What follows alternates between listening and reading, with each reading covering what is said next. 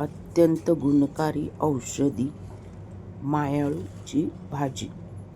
वेलीसारखी असते, जाडसर पानं असतात त्याची, हिरवागार रंग, थंड प्रवृत्तीची, किडनी, युरिन स्टोन, अंगातील उष्णता याच्यावरती अतिशय उपयुक्त. बारीक चिरून घेतली आहे, स्वच्छ पानं धुवायची, बारीक चिरायची आणि त्याच्यात उकळतं पाणी घालून 15 मिनटं तिला झाकून ठेवले. त्याच्यात आपण चण्याची डाळ भिजलेली 1 वाटी, 1 मोठा कांदा, 1 मोठा टोमॅटो आणि इतर मसाले घालून रस्सा भाजी त्याची बनवणार आहोत. आता ही भाजी छान अशी नरम होते थोडीशी, मिक्सरला त्याची प्युरे करून घ्यायची. जर नरम नाही झाली तर बारीक गॅसवर अजून 2 ते 3 मिनटं तिला शिजवून घ्या. पालक करतो तसंच सेम. हिला मलबार पालक म्हणतात. तर मलबार पालक का म्हणतात मला माहीत नाही.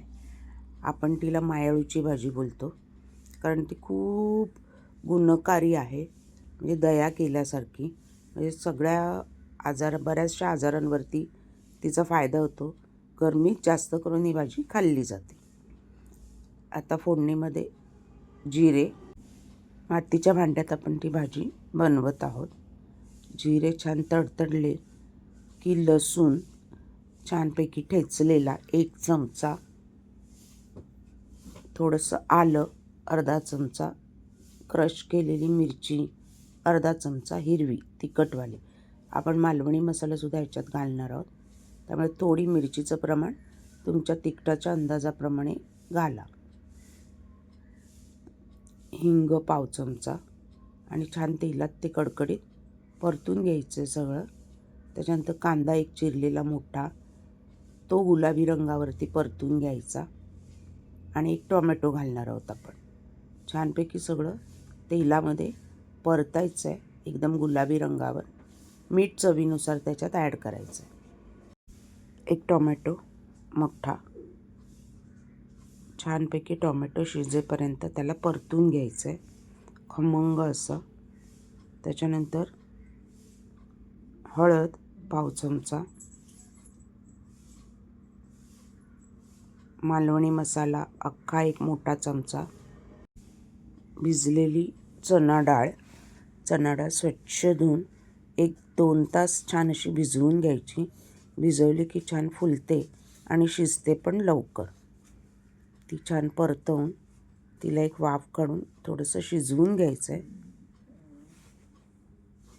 मायाळू शिजवलेलं जे पाणी होतं ते त्याच्यात ॲड करणार आहे आपण डाळ शिजवण्यासाठी. आणि आपली रस्सा भाजी त्याच्यासाठी थोडं पाणी लागणार. तर मायाळू ज्यात शिजवलं होतं तेच पाणी ॲड केलं आहे. झाकण ठेवून 5 मिनटं वाफ काढून घेतली. त्याच्यानंतर जे मायाळू आपण मिक्सरला लावलं आहे ते त्याच्यात ॲड करणार आहोत.